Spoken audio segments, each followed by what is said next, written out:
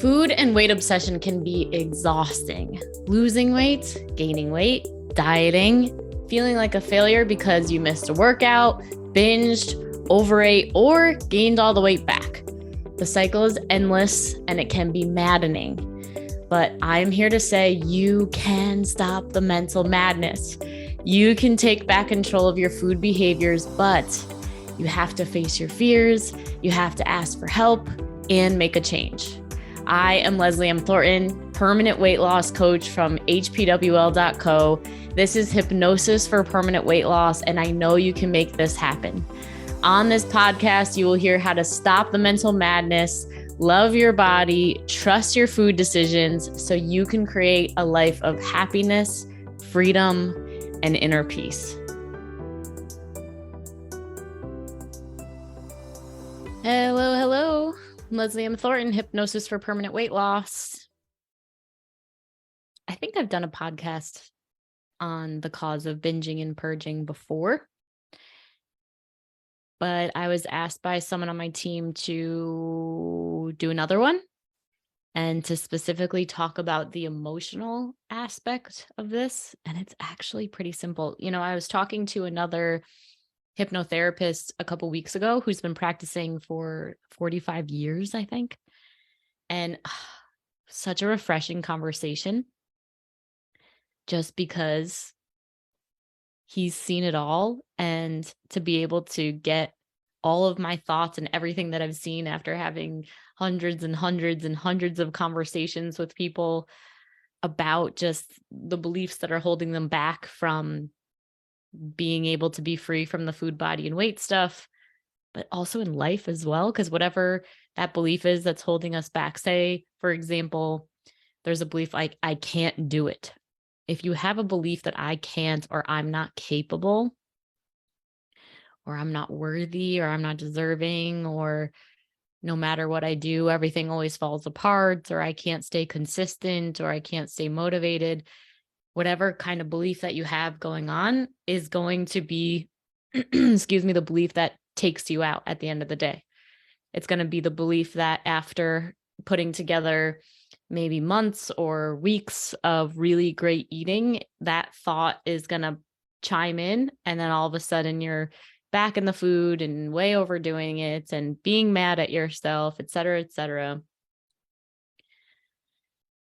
And so when we know how to actually be with those thoughts and change them around, then that's when, they can make a difference. So the same thing, if you have that, I can't belief going on, then when it comes to you going after your dream job, or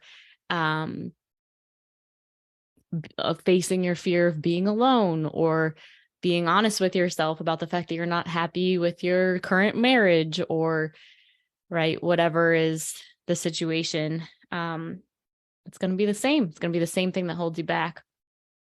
And one of the things he specifically said was people don't actually believe, and society as a whole, the majority doesn't believe that you can actually get over binge eating and purging quickly. And it's not even a big deal. And I was like, exactly.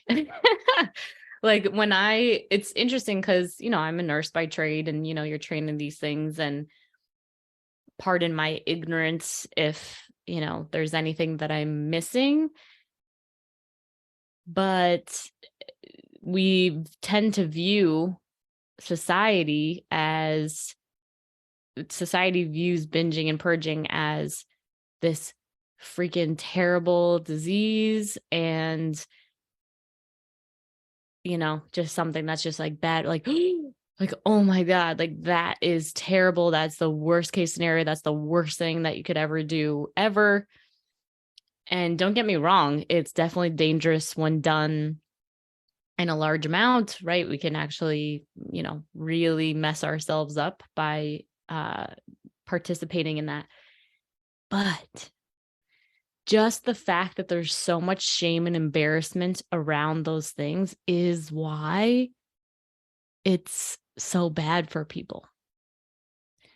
Because after doing this for so long, what I know about people who have eating disorders, or, orthorexia, where they're obsessed about everything having to do with food, body, and weight, is that there's this inner shamer that is constantly ready at any moment to berate you and to make you feel really terrible, saying, you don't deserve to be here. You're the worst person ever. I can't believe you.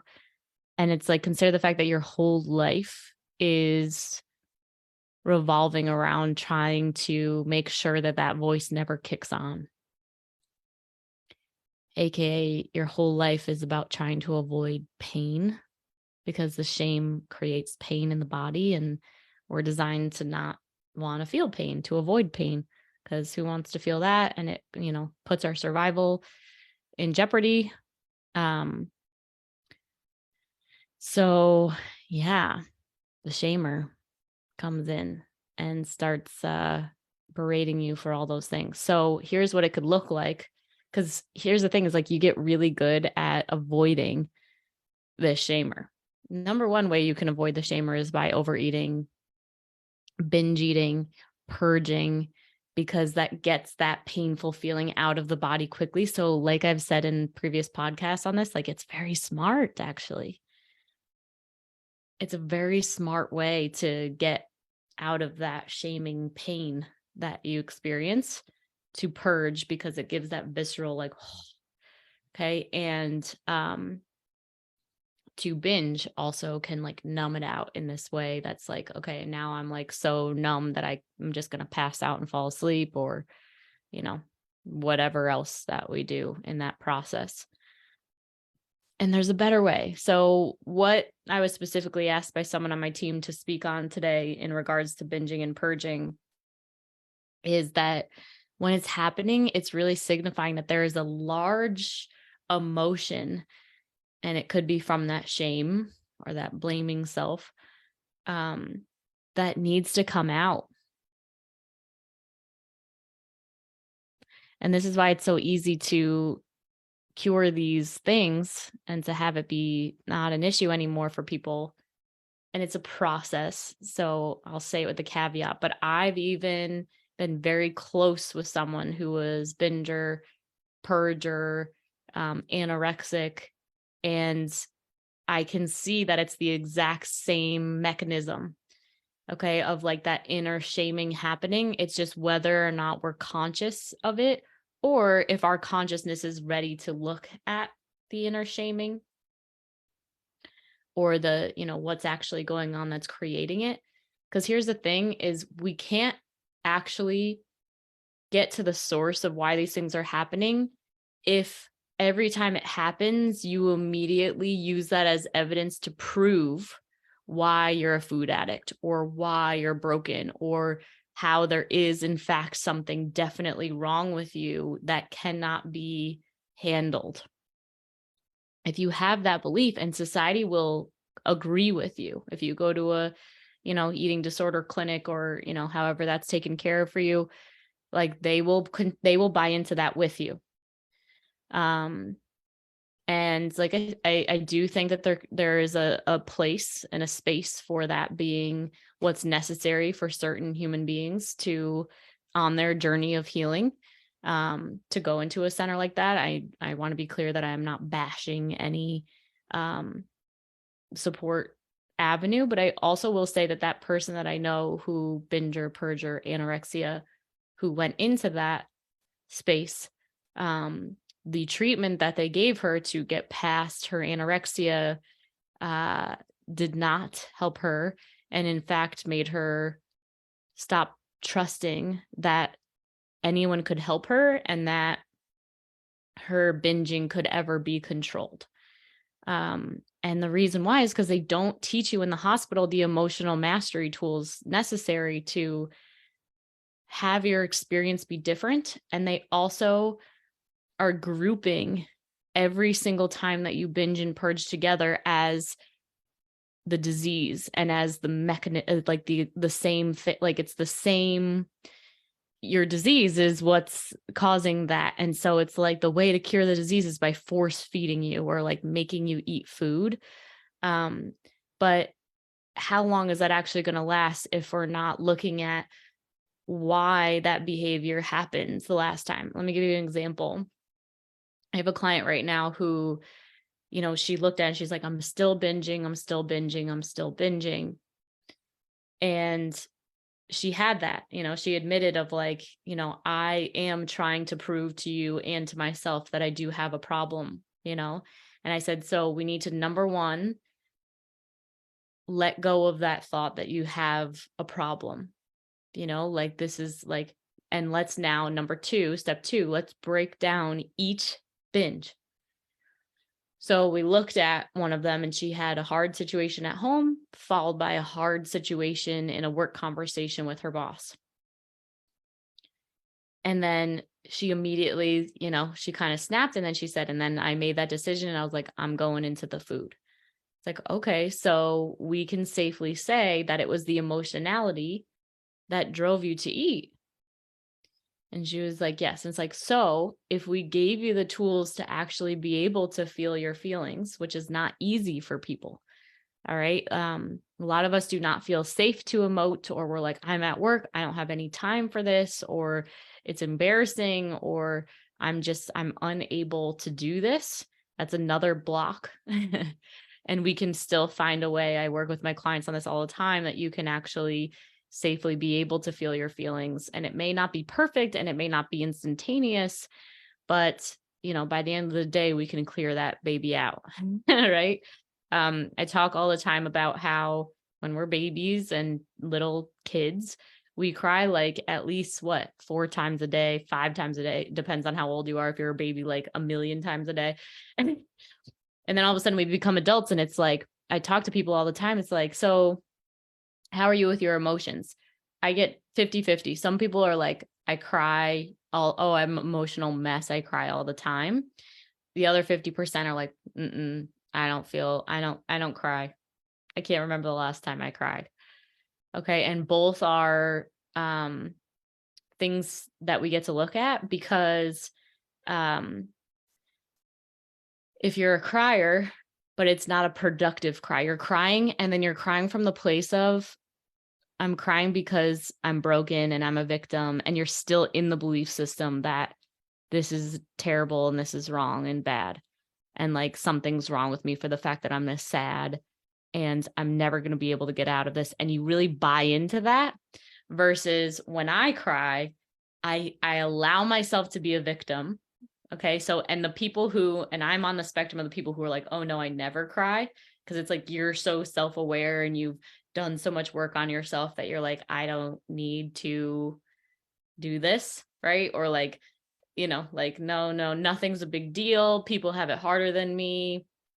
I just need to put my head down, and that comes from programming of maybe you had parents that didn't really deal with emotions very well, or, somehow, it was just marked as unsafe or not something that we look at. Trauma, abuse, all these types of things. So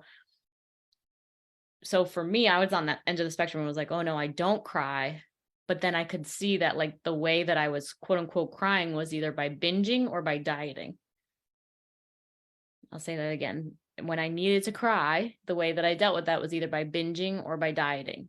Okay. For you, it could be anything. It could be drinking. It could be purging. It could be not eating at all.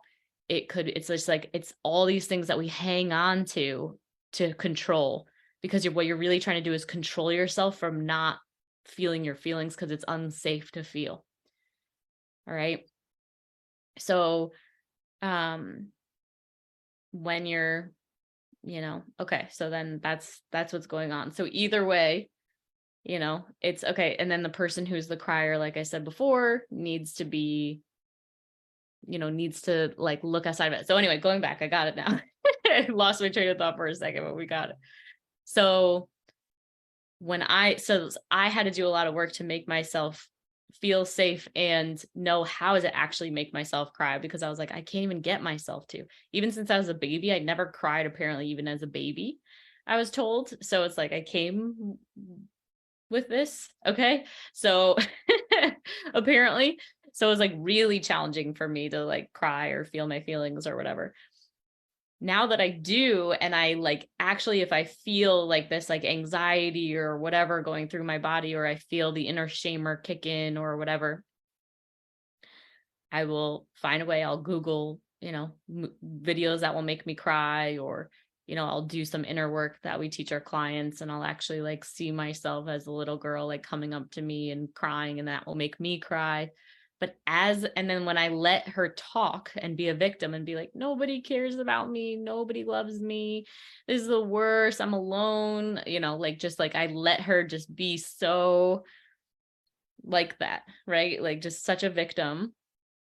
But the difference is, compared to the people who cry all the time, is I'm witnessing those thoughts, but I know that it's just thoughts to allow the emotion to come out, which is the goal, because I get healthier the more that I allow myself to feel. I'm not buying into that story. And then actually after the cry feeling, I don't feel worse. Like this person over here might, who is the crier, who is left still feeling like, no, I am broken, there's something wrong with me, which can like continue and lead us into depression and these types of things and not any growth. But I'm like, cool. You're allowed to say all those things, and it's like none of that is actually true. Like, you are all of us, right? You're a conscious human being, you control your own thoughts, you control your own reality. But I didn't know that until I experienced the hypnosis. Like, I didn't know that until, I started doing this work and realizing like, I'm not my thoughts. You're not your thoughts. In case we needed a reminder, your mind is a meaning making machine, and it will constantly be thinking all the time because that's what it does. So but yeah, so we're learning how to actually work with the feelings and with the thoughts and with all the things to make it so that we can be our happiest, healthiest selves. And if we're not tapping into that, those emotions need to go somewhere. They're bottled up somewhere, or they're coming out in ways that are unproductive. You're either, yelling at your husband, or you're, you know, gossiping because you're just so anxious, or you're needing to, talk 100 miles per hour, or you're working harder, or you're spending too much money, right? Like, these are all the signs that like we got some work to do. Okay. So as soon as you learn how to tap into those big emotions and like realize like, okay, I'm binging right now, or, oh, I'm reaching for something that I know I normally wouldn't want to eat, or, maybe I'm like craving alcohol or craving, sugary stuff or something like that. And it's just like, okay, you can have those things. It's fine. You're not going to die. And if you did choose to actually feel it, like, then what's possible, right? And again, this is not so that you lose weight. Okay. We're not about dieting here. We're about living our most authentic, happiest, healthiest lives in all aspects. And sometimes eating a bunch of food is our highest and feels amazing and like is, what we want to do. And that's totally fine. But sometimes there's times when it's like our highest is actually feeling and getting to know, what is behind this urge or craving. And when you have a balance between the two of like, sometimes the answer is food, and sometimes the answer is like having a cry and feeling my feelings and looking at, what's going on here, then your weight balances out. And it's pretty awesome. So last night was a good example for me. I was like craving like an alcoholic drink at the end of my night. And I knew at the end of my workday, I had like 3 things in a row that just like pinged my heart. Like, I got anxious, and I could feel that there was like some shamer or something. It was like sticky. I was like, ooh, it's like rage, or it pissed off. Like, it was just this like, oh, and I was like, so we know that alcohol can like loosen that up, right? When we have a stressful day or just whatever happens like that. And so I went out into my hot tub, and I was like, because I know the hot tub's going to feel good.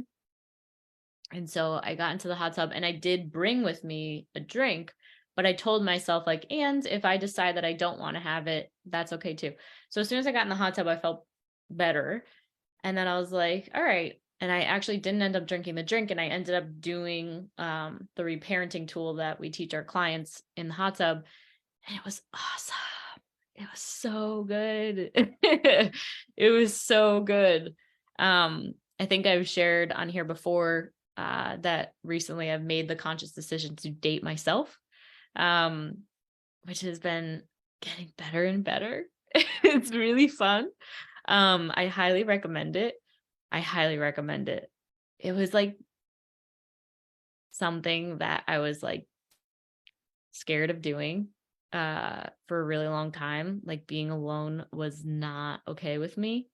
Like I was just like, and I would like tell people like, yeah, I'm just not like a solo person. Like I'm a relationship person. I like even been in lots of living situations where it's like a bunch of people in the house, it's just like, no, like I just don't prefer it. But I always knew deep down that it was like a, you know, fear that because the other thing about that was I had many coaches or people that I had studied with before or been around their teachings who had marriages that and still do have marriages that I would aspire for. It'd be like, wow, that would be amazing to have that kind of relationship.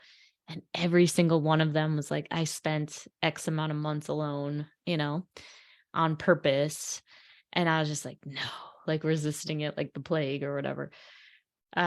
Which usually what we resist the most means it's what we need the most, but finally got, to a point where I was ready for that. And yeah, just shifting my awareness over into like just being with me. And you can do this even in a relationship too.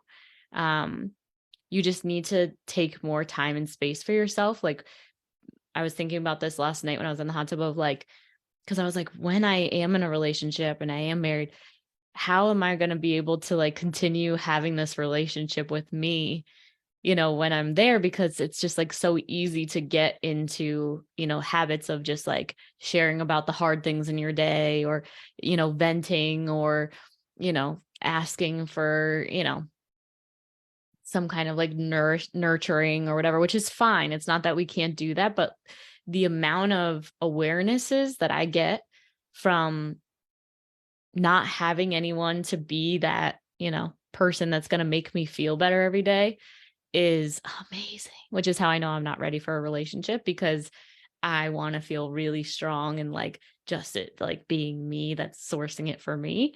Um you can tell that I'm excited about it because it feels awesome. Still new and great.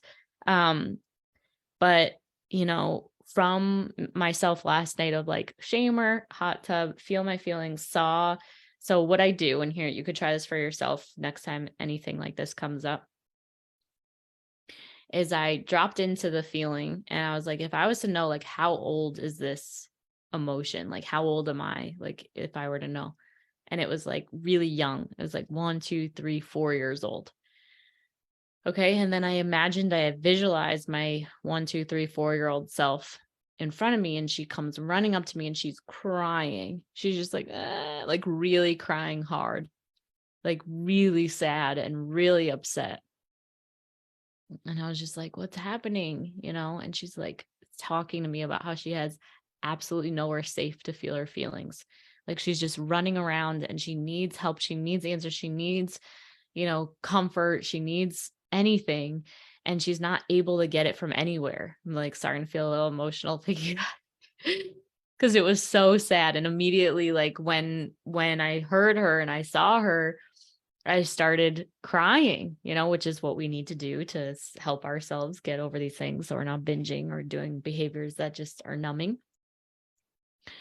Um, so I'm crying. And then, as I continued I imagined being in her body and I imagined looking out of her eyes back over at me and still saying like, I have absolutely nowhere to go. Like there's nowhere safe for me to feel anything. And I'm, scared and I don't know like, it was just frantic.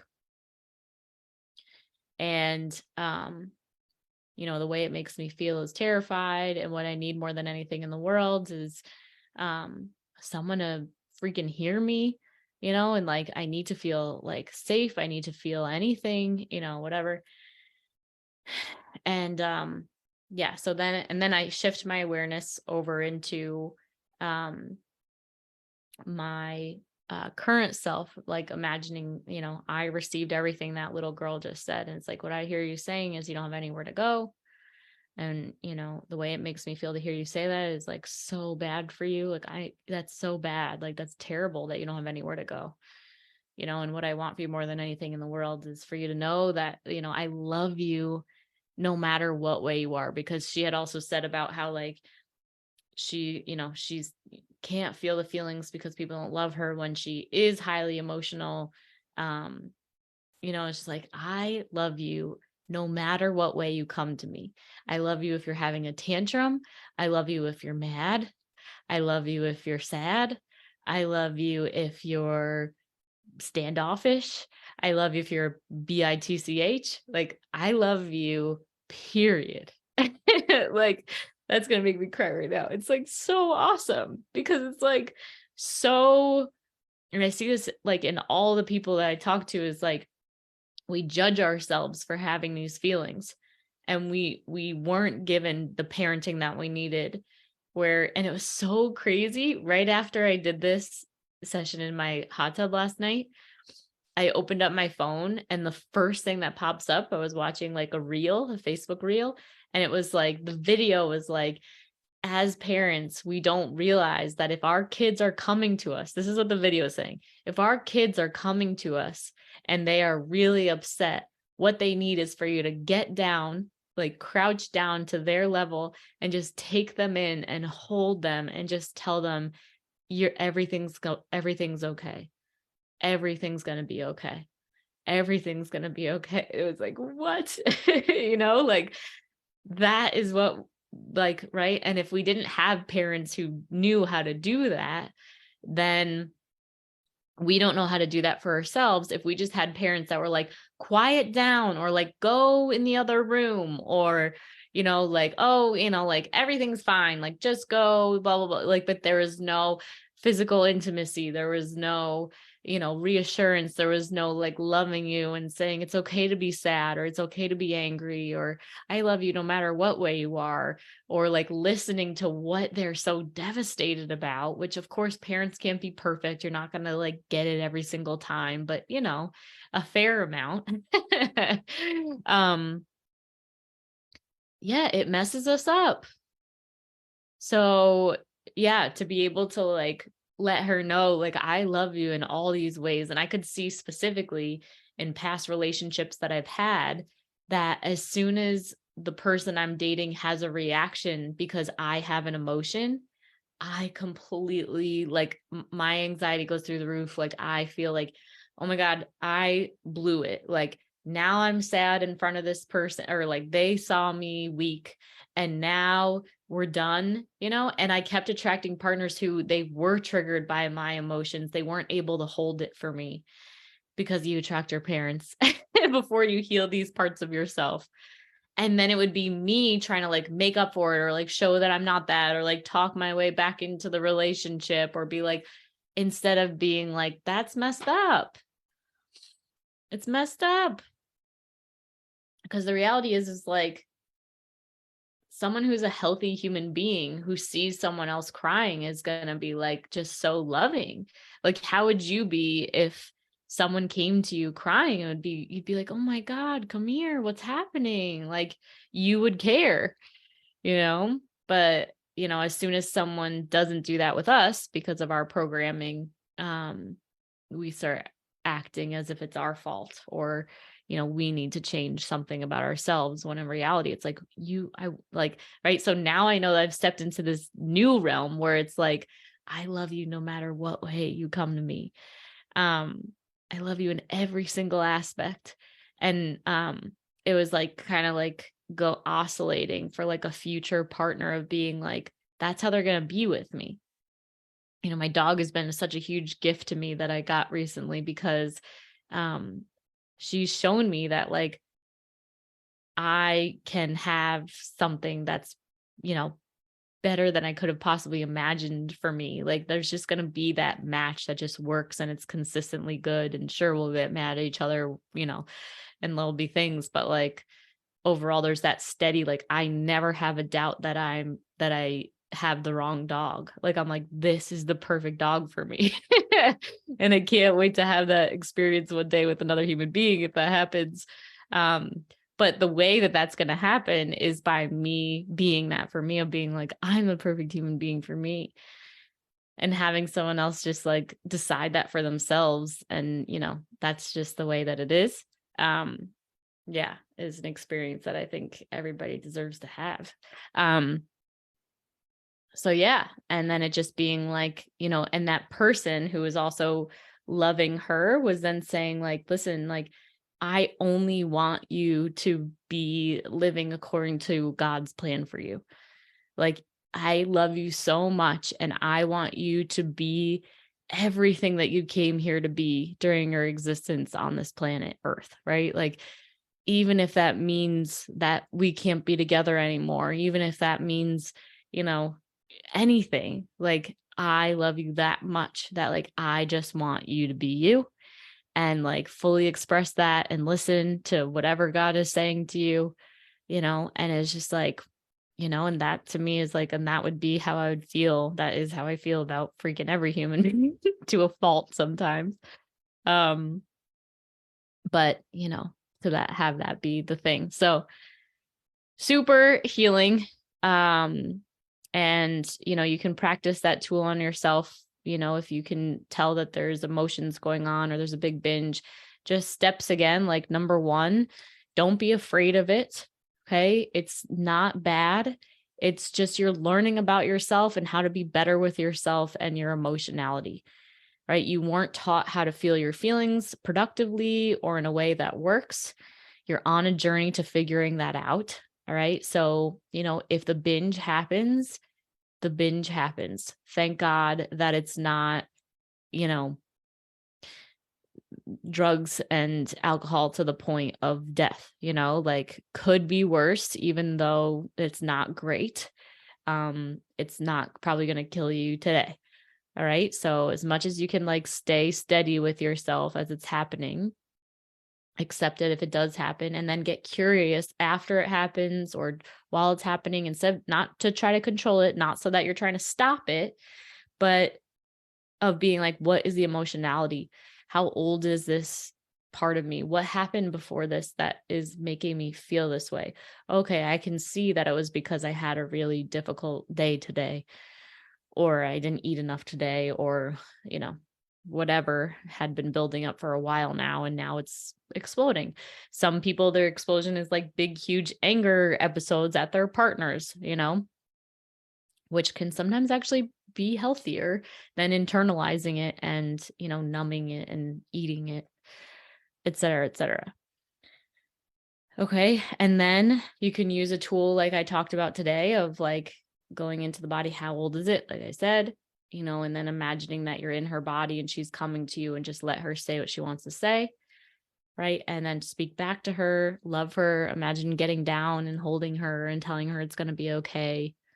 That is just one of many tools that you can use to help yourself move through and hopefully experience and see all the things that maybe you couldn't see before if that emotion or that trigger or that binge didn't happen, which again gives us that awareness of like, it's the biggest gift, right?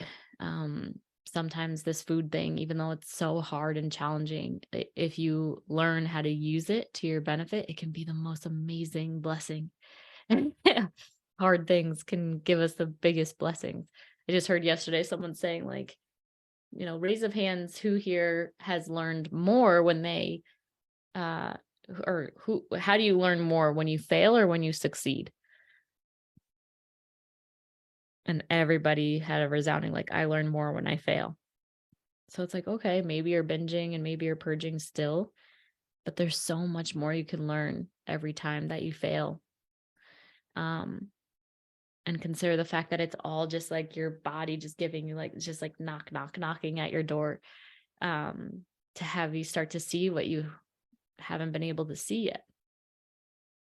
And it could be really beautiful on the other side, like me having all these awarenesses and realizing like more and more, like I'm the one. I'm the one for me. Yeah. And that's how it ended also with my process last night in the hot tub, was me just being like, I literally got to say all the reasons why I really loved me.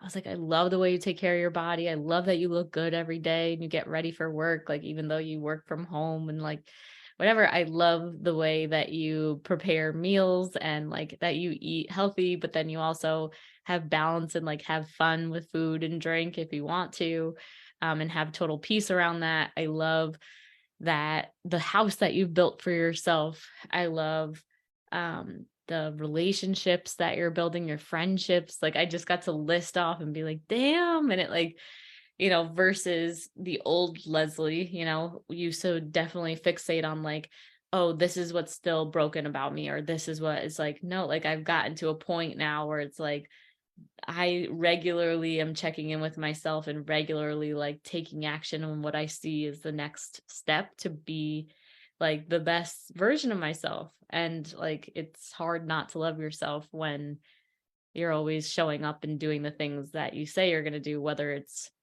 scrubbing the bathroom tile like I plan on doing this weekend because it's looking like it needs to be done. Um, or, reaching out to every past client you've ever had and let them know that we have a financing option now, which I did yesterday, which by the way, if you've ever had a conversation with us in the past and money's been an obstacle, we do have, we've teamed up with a company that offers financing for our clients. So if money's been an issue, then maybe this is your opportunity to actually get some food freedom in a way that works for your bank account.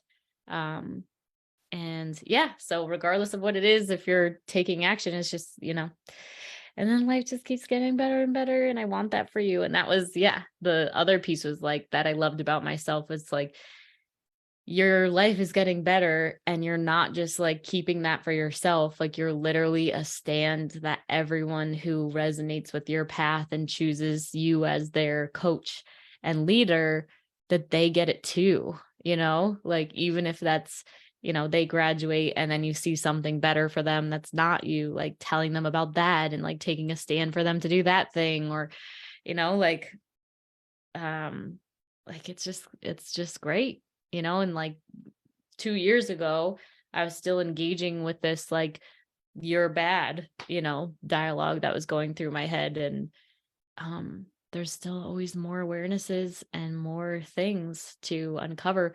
And it was like my commitment is to always continue to like what I came to was like be the light, right? I was actually imagining like when I get married one day of it being like there's times in the past when I would imagine this and it's just like you're the best and like I like our love is everything and like whatever. And now it's kind of like distancing from that in a way that I can tell is healthy. And it's just like my commitment is that I am going to continue to listen to God and listen to myself, which I kind of see as the same thing, like my intuition of like what is missing, what do I need to add in to make my day-to-day life better, to show up better in every single aspect of my life, for my team, for my family, for my friends, for myself, for my health, for my finances, for my all the things, right? For my clients, for this business. And yeah, and to keep shining a light on parts of myself that I haven't seen yet, so that I can be the light. And like being the light, like the most loving, clear, like kind, conscious, committed human being possible. And like my commitment to that future partner is like I will always do that. I will continue doing that because I know the more that I am being the light, right, the more that our love can grow, and if like, and I want a partner who also is always committed to being the light, and then it's like, then we keep becoming more and more loving, open, kind, generous, right, compassionate human beings. And like God keeps blessing people who are committed to that. Like that is just amazing. And it's like, how could you not keep falling more and more in love with each other year after year if that is something you're both 100% committed to always doing and being, and maybe inspiring each other to, keep going on that path.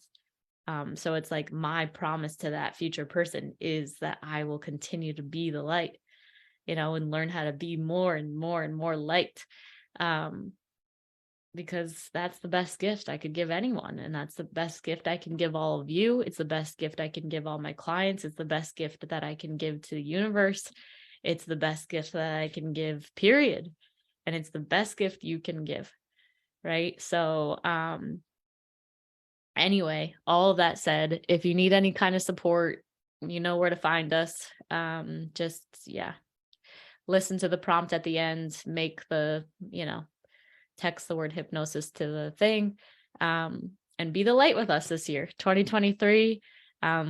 It's getting better and better every day. Someone asked me last weekend, like, who I hadn't seen in a while. She's like, how is it? How is the business? Like, do you still love it? I'm like, it gets better and better every day. My clients get better and better every day. And I know and I know it's because I'm getting better and better every day. And it's really, how can I even describe it? It's like, it's grounding. It's I don't know. It's just, it feels consistently I'm just thankful every day for it all. So thanks for being a part of it with me. And we'll see you next time.